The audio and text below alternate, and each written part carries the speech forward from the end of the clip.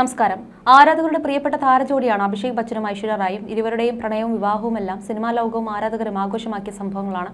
ഇരുവരും ഒരുമിച്ചെത്തുന്ന നിമിഷങ്ങളെല്ലാം സോഷ്യൽ മീഡിയയിൽ വൈറലായി മാറാറുണ്ട്. അഭിഷേകിനും ഐശ്വര്യയ്ക്കും ഇടയിലുള്ള പരസ്പര ബഹുമാനവും പ്രണയവുമെല്ലാം പലപ്പോഴും ആരാധകർക്ക് മാതൃകയും പ്രചോദനവുമായി മാറാറുണ്ട്. കഴിഞ്ഞ ഏതാനും മാസങ്ങളായി അഭിഷേക് ബച്ചനും ഐശ്വര്യ റായുമാണ് ബോളിവുഡിലെ സംസാര വിഷയം. ഇരുവരും തമ്മിൽ വേർപിരിയാൻ പോകുന്നു എന്നതാണ് കിംവദികൾ. പൊതുമാധ്യമത്തിൽ ഒന്നിച്ചു വരാതിരിക്കുക, വന്നാലും ഒരുമിച്ച് ഫോട്ടോ എടുക്കാതിരിക്കുക, സോഷ്യൽ മീഡിയ പോസ്റ്റുകൾ ഇരുവരും കാണാതിരിക്കുക തുടങ്ങിയ ഒട്ടനവധി കാര്യങ്ങളാണ് ഈ വേർപിരിയൽ അഭ്യൂഹങ്ങൾക്കായി ഉയർന്നു കേൾക്കുന്നത്. ഇരുവരും മാറിയാണ് താമസിക്കുന്നതെന്നും വിവരമുണ്ടായിരുന്നു. എന്നാൽ ഈ വിഷയത്തിൽ പാപ്പരാസികളോട് പ്രതികരിക്കാൻ അഭിഷേകോ ഐശ്വര്യയോ തയ്യാറായിരുന്നില്ല. കഴിഞ്ഞ ദിവസം അഭിഷേക് ഇതുമായി ബന്ധപ്പെട്ട് സംസാരിച്ചിരുന്നു. തങ്ങൾ തമ്മിൽ യാതൊരു പ്രശ്നവുമില്ല എന്ന് പറഞ്ഞു തന്നെയാണ് അഭിഷേക് എത്തിയിരുന്നത്. ഇപ്പോഴത്തെ മകൾ ആരാധ്യയെയും ഐശ്വര്യ റായിയെയും കുറിച്ച് സംസാരിക്കുകയാണ് അഭിഷേക് ബച്ചൻ. അതേസമയം അടുത്തിടെ ഇൻസ്റ്റന്റ് ബോളിവുഡ് എന്ന മാധ്യമത്തിൽ നൽകിയ അഭിമുഖത്തിൽ അഭിഷേക് ബച്ചൻ വിവാഹമോചനത്തെക്കുറിച്ചുള്ള കിംവദികളോട് പ്രതികരിച്ചു.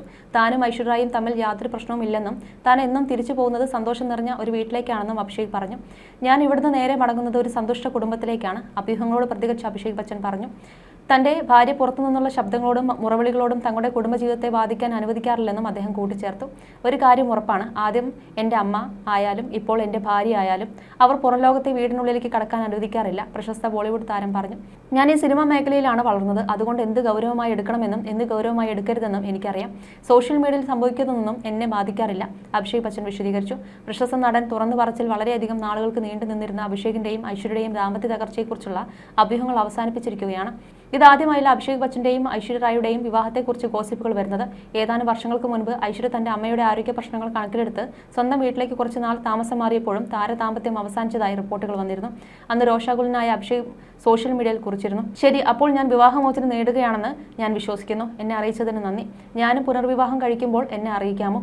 മുൻ ലോകസുന്ദരിയും പ്രശസ്ത നടിയുമായ ഐശ്വര്യ റായും ബോളിവുഡ് താരം അഭിഷേക് ബച്ചനും ഒരുപാട് കാലത്തെ സൗഹൃദത്തിന് ശേഷമാണ് പ്രണയത്തിലായത്.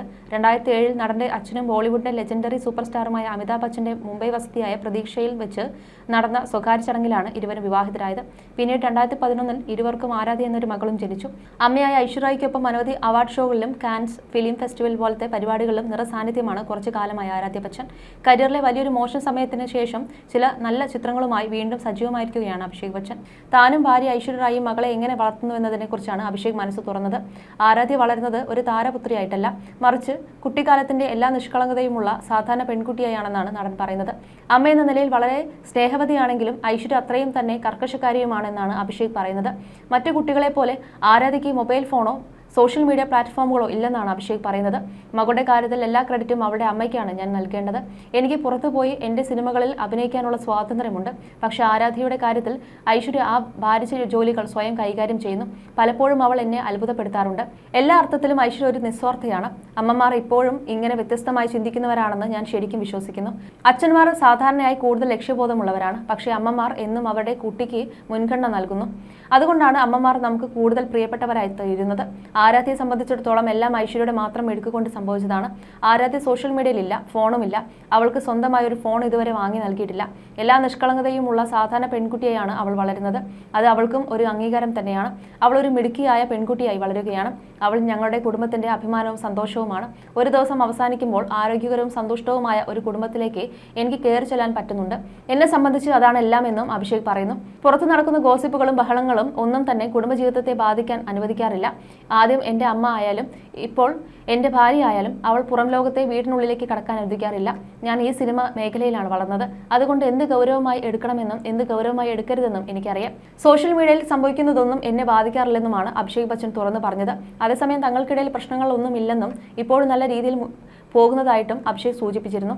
ഇടയ്ക്ക് ഇവർ ഒരുമിച്ചുള്ള ചിത്രങ്ങളെല്ലാം പുറത്തു വന്നിരുന്നു. എന്നാൽ ഭർത്തൃമാതാവ് ജയ ബച്ചനും ഭർത്താവിൻ്റെ സഹോദരി ശ്വേതാ ബച്ചനുമാണ് ഐശ്വര്യയ്ക്ക് പ്രശ്നങ്ങളെന്നാണ് പുറത്തുവരുന്ന റിപ്പോർട്ടുകൾ. കുറച്ചു നാളുകൾക്ക് മുമ്പ് ഫിലിം മേക്കറും നടനുമായ അശുതോഷ് ഗൗരിക്കറിന്റെ മകന്റെ വിവാഹത്തിന് ബച്ചൻ കുടുംബം എത്തിയിരുന്നു. ജയ ബച്ചൻ, ഐശ്വര്യ റായ്, അഭിഷേക് ബച്ചൻ എന്നിവരാണ് വിവാഹത്തിനെത്തിയത്. ഗ്രൂപ്പ് ഫോട്ടോയ്ക്ക് വധുവിനും വരനുമൊപ്പം ജയ ബച്ചനും അഭിഷേകും നിന്നു. എന്നാൽ ഐശ്വര്യ റായിയെ ഇവർക്കൊപ്പം കാണുന്നില്ലായിരുന്നു. ജയ ബച്ചനൊപ്പം നിൽക്കാൻ ഐശ്വര്യ തയ്യാറാകാത്തതാണെന്നാണ് വാദം. നേരത്തെ ആനന്ദ് അംബാനിയുടെ വിവാഹത്തിനെത്തിയപ്പോഴും ഐശ്വര്യ ഭർത്താവിന്റെ വീട്ടുകാർക്കൊപ്പം ഫോട്ടോയ്ക്ക് നിന്നിരുന്നില്ല. പ്രചരിക്കുന്ന ഗോസിപ്പുകൾ സത്യമായിരിക്കാമെന്നും എന്ത് പ്രശ്നമുണ്ടെന്നും ആരാധകർ വാദിക്കുന്നുണ്ട്. ഐശ്വര്യ അഭിഷേകിനോടും അദ്ദേഹത്തിന്റെ കുടുംബത്തോടും വളരെ നല്ലവളായിട്ടും ദയുള്ളവളുമായാണ് പെരുമാറിയത്. പക്ഷേ നിങ്ങളുടെ ഭാര്യയുടെ കരിയർ നശിപ്പിച്ചു എന്നാണ് അഭിഷേകിനെ കുറ്റപ്പെടുത്തിക്കൊണ്ട് ചിലർ ചിലർ പറഞ്ഞത്. എന്നാൽ അഭിഷേക് ഐശ്വര്യയുടെ ജീവിതം നശിപ്പിച്ചിട്ടില്ലെന്നാണ് മറ്റു ചില ആരാധകരുടെ വാദം. ആദ്യം അമ്മയാകാൻ തീരുമാനിച്ചത് ഐശ്വര്യയാണ്. മകളെ സ്വയം വളർത്താൻ തീരുമാനിച്ചതും കുടുംബിനിയായിരിക്കാൻ തീരുമാനിച്ചതുമൊക്കെ ഐശ്വര്യയാണ്. അവിടെ അഭിഷേകിനെ കുറ്റപ്പെടുത്തുന്നതിൽ എന്ത് കാര്യമാണ് ഉള്ളതെന്നുമാണ് ആരാധകർ ചോദിക്കുന്നത്. അതേസമയം ജയാ ബച്ചൻ ഐശ്വര്യയെക്കുറിച്ച് കുറച്ച് ദിവസങ്ങൾക്ക് മുമ്പ് പറഞ്ഞതും ചർച്ചയായിരുന്നു. സ്വന്തം മകളായാണ് ഐശ്വര്യ കാണുന്നതെന്നാണ് ജയാ ബച്ചൻ പറഞ്ഞത്. തങ്ങളുടെ മകൾ ശ്വേത വീട്ടിലില്ലാത്ത വിടവ് നികത്തുന്നത് ഐശ്വര്യയാണെന്നും ജയാ ബച്ചൻ പറയുന്നു.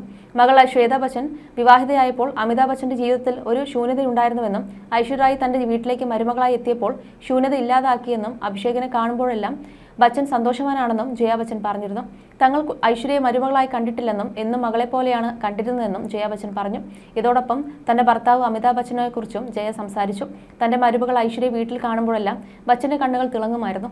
വീട്ടിൽ വരുന്ന ശ്വേതയെ നോക്കി നിൽക്കുന്ന പോലെയാണ് ഐശ്വര്യയും അതേ സ്നേഹത്തോടെ നോക്കിയിരുന്നത്. ശ്വേത പോയപ്പോൾ ഉണ്ടായ ശൂന്യത ഐശ്വര്യ വന്നപ്പോൾ പൂർണ്ണമായി.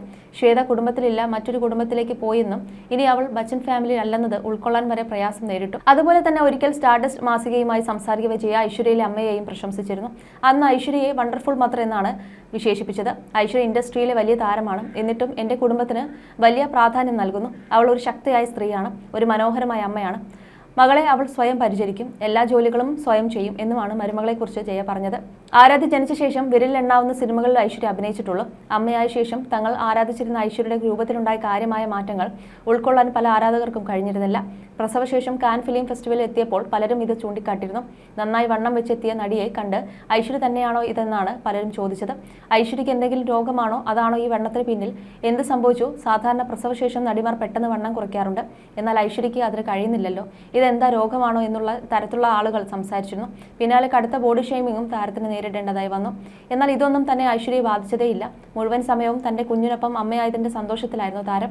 എന്നാൽ ഒരു അഭിമുഖത്തിൽ തനിക്ക് വണ്ണം കൂടിയതിനെക്കുറിച്ച് ഒരിക്കൽ ഐശ്വര്യ സംസാരിക്കുകയായിരുന്നു. അത് സാധാരണയാണ്, എൻ്റെ കാര്യത്തിൽ സ്വാഭാവികമായി സംഭവിച്ചത്. ഭാരം കൂടുകയോ അല്ലെങ്കിൽ വാട്ടർ റിട്ടൻഷൻ സംഭവിക്കുകയോ ചെയ്തത് ശരീരത്തിനുണ്ടായ സ്വാഭാവിക മാറ്റമാണ്. ഞാൻ കംഫർട്ടബിൾ ആയിരുന്നു. കുഞ്ഞിൽ നിന്നും മാറി നിൽക്കാൻ പറ്റിയ സമയത്ത് ഞാൻ പൊതുവിടങ്ങളിൽ നിന്നും വന്നിട്ടുണ്ട്. വണ്ണം കൂടിയതിൽ ഞാൻ കാര്യമായി എടുത്തിരുന്നെങ്കിൽ ഞാൻ ഒളിക്കുകയോ അല്ലെങ്കിൽ വണ്ണം കുറയ്ക്കാൻ എന്തെങ്കിലും മാർഗം സ്വീകരിക്കുകയോ ചെയ്തേനെ. പക്ഷേ എൻ്റെ ചോയ്സ് അതായിരുന്നില്ല. എന്നെ അത് ബാധിച്ചില്ല. ആളുകൾ ആ ഡ്രാമ ആസ്വദിച്ചെന്ന് ഞാൻ കരുതുന്നു. ഞാൻ എൻ്റെ കുഞ്ഞിനൊപ്പം യഥാർത്ഥ ജീവിതത്തിലെ തിരക്കിലായിരുന്നെന്നും ഐശ്വര്യ പറഞ്ഞിരുന്നു. അതേസമയം തൻ്റെ ജീവിതത്തിൽ ശരിക്കും കരയേണ്ടി വന്നത് ഒരു തവണ മാത്രമാണെന്നാണ് ഐശ്വര്യ മുമ്പ് പറഞ്ഞിരുന്നത്. അത് പ്രൊഫഷണൽ മേഖലയിൽ തകർച്ച ഉണ്ടായപ്പോൾ അല്ലെന്നും നടി പറഞ്ഞിരുന്നു. പഠിക്കുന്ന കാര്യത്തിൽ താൻ എപ്പോഴും മുന്നിലായിരുന്നുവെന്നും സ്കൂളിൽ എപ്പോഴും 1ാം റാങ്ക് നേടുന്നതിനെക്കുറിച്ചുമാണ് നടി സംസാരിച്ചത്. എന്നാൽ തനിക്ക് ജീവിതത്തിൽ കരയേണ്ടി വന്നത് പഠനത്തിൽ പിന്നോട്ട് പോയപ്പോഴാണെന്നാണ് നടി പറയുന്നത്. എൻ്റെ മാതാപിതാക്കൾ ഒരിക്കലും എന്നെ ഒന്നിലേക്കും തള്ളിവിടാൻ നോക്കിയിട്ടില്ല. പക്ഷേ ഞാൻ എപ്പോഴും 1ാം സ്ഥാനത്ത് തന്നെ എത്തിയിരുന്നതിനാൽ അവരും അത് നിസ്സാരമായി കണ്ടു. 1ാം റാങ്ക് വാങ്ങിക്കുന്നത് ഒരിക്കലും എനിക്ക് വലിയൊരു പ്രശ്നമായിരുന്നില്ല. ഞാൻ 10ാം ക്ലാസ്സിൽ എത്തിയപ്പോൾ എൻ്റെ സീനിയർമാരും ജൂനിയർമാരും എല്ലാവരും കരുതിയത് ഞാനായിരിക്കും ഒന്നാമതെന്നാണ്. പക്ഷേ ICSE ബോർഡ് പരീക്ഷകളിൽ ഞാൻ 7ാം സ്ഥാനത്തെത്തി. അതുവരെ വലിയൊരു അഹങ്കാരമായിരുന്നു. അന്ന് എനിക്ക് ശരിക്കും വേദനിച്ചു. ഞാൻ കരയുകയും ചെയ്തു. കാരണം എൻ്റെ 1ാം റാങ്കിന് ഞാൻ വില കൽപ്പിച്ചിരുന്നില്ല. പിന്നീട് ഞാൻ 12ാം ക്ലാസ് റൂബാറയിൽ പഠിച്ചു. എൻ്റെ ശതമാനം മോശമായിരുന്നില്ല. പക്ഷേ അത് ഒരു നിസ്സാര ഈഗോ കാര്യം മാത്രമായിരുന്നു. ഞാൻ 8ാം സ്ഥാനത്തെത്തിയെങ്കിലും 0.5% മാത്രമേ വ്യത്യാസമുണ്ടായിരുന്നുള്ളൂ. ഇരുവരും തമ്മിലുള്ള വ്യത്യാസം എനിക്ക് മനസ്സിലായത് മറ്റുള്ളവരുടെ പ്രതീക്ഷയ്ക്കൊത്ത് ജീവിക്കാനാണെന്ന് ബോധ്യപ്പെട്ടു. അതുവരെ എൻ്റെ ജീവിതത്തിൽ ഞാൻ ഒരിക്കലും കരഞ്ഞിട്ടില്ല. കാരണം എൻ്റെ മാതാപിതാക്കളും സുഹൃത്തുക്കളും എനിക്കൊപ്പം തന്നെ ഉണ്ടായിരുന്നു. അവരും എൻ്റെ കാഴ്ചപ്പാടിനൊപ്പമാണ് കാര്യങ്ങൾ തീരുമാനിച്ചതെന്നും ഐശ്വര്യ പറഞ്ഞിരുന്നു. You're watching me on metromatney.com. on metromatney.com. metromatney.com. Subscribe for more videos. Subscribe for more videos. Subscribe here for more videos. Subscribe now. Thank you.